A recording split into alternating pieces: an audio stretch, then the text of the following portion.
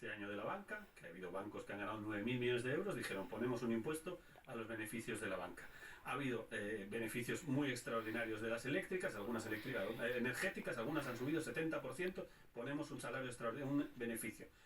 Los precios de los alimentos están subiendo, ahora un 15%, ha habido épocas incluso de 30 en estos meses, los beneficios evidentemente de las grandes distribuidoras son enormes, 600 millones, 700 millones de este orden, algunas de las grandes fortunas españolas y europeas están en este sector, no se puede hacer nada, ministro.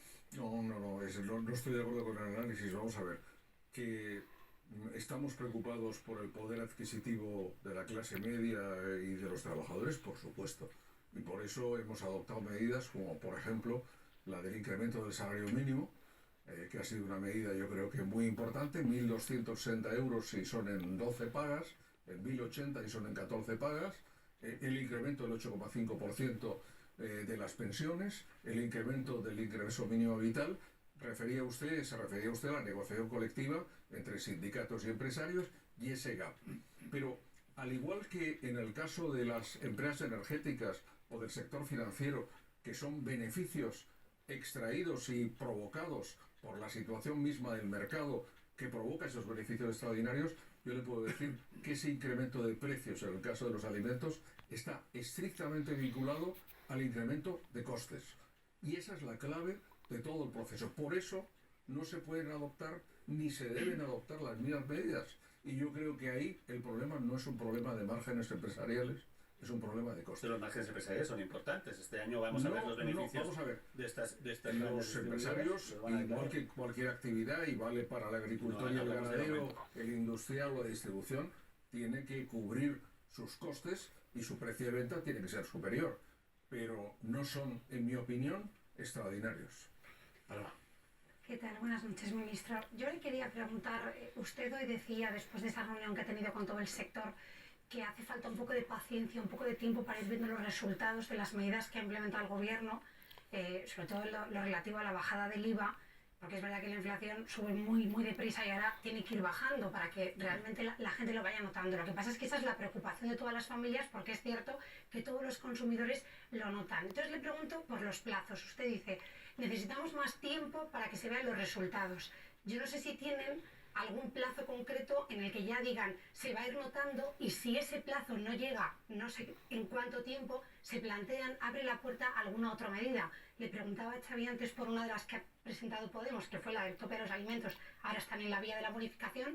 Da la impresión de que usted eso no lo ve, pero no sé si hay un punto intermedio, si usted se plantea abrir la puerta a alguna otra medida, además del IVA. Vamos a ver, el gobierno está en todo momento analizando cuál es la evolución de la situación. Usted me pregunta, ¿cuándo y cómo va a ocurrir esto? Tenemos la predicción y las opiniones de la Comisión Europea, las de la FAO, las del Banco Mundial y el Fondo Monetario Internacional, las de la OCDE, y sabemos hacia dónde van las cosas. El cuándo y cómo es prácticamente imposible predecirlo. Yo creo que hay una cosa muy importante, no sé, yo creo que Job era un socialdemócrata y yo soy de la escuela de Job. Es decir, hay que tener paciencia y tenacidad en las medidas que se lleven a cabo. Comprendo que eso choca con la inmediatez y con la necesidad de seguridad y de certidumbre, pero hemos conseguido doblar la curva de la inflación en España y estamos en estos momentos en el nivel inferior de la Unión Europea. Le decía antes que estamos entre los 4 países de la Unión Europea que tienen una menor índice de crecimiento del precio de los alimentos. Yo estoy convencido que con las medidas que hemos adoptado y trabajando tenazmente en ese sentido, lograremos un resultado. ¿Qué plazo temporal? El decreto ley habla de hasta mayo en función de la evolución de la inflación subyacente, pero evidentemente en todo momento estamos analizando cuál es la situación y la respuesta que tenemos que dar. A fecha de hoy, persistir en lo que aprobamos en el mes de diciembre, pero evidentemente siempre con la vista abierta para responder ante las situaciones que se puedan plantear. Antonio. ¿Qué tal, ministro? Bueno, usted ha mencionado antes de pasada la sequía, ¿no? La sequía ha sido uno de los elementos que han generado inflación, puesto que ha habido menos producción. Por ejemplo, el caso del aceite de oliva es espectacular.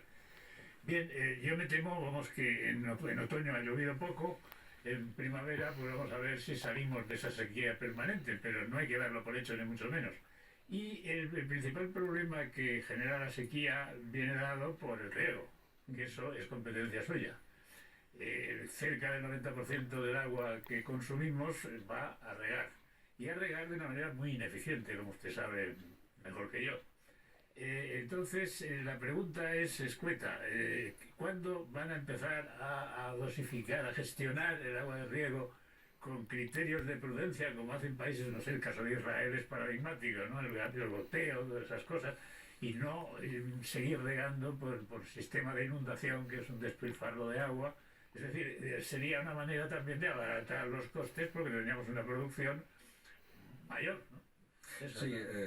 Sí, muchas gracias, Antonio. Una buena noticia: no despilfarramos tanta agua Como en la antes, agricultura claro, como antes, ni mucho menos, ¿no? Vamos a ver, en estos momentos España es, con 3.800.000 hectáreas, el primer país de la Unión Europea en regadío.